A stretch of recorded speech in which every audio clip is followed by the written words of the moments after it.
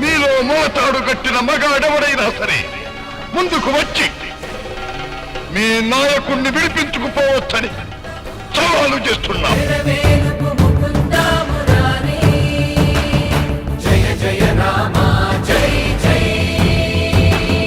తరతరాల మా వెలుగుల తారక మంత్రం తెరతారల చిరస్మరణీయం.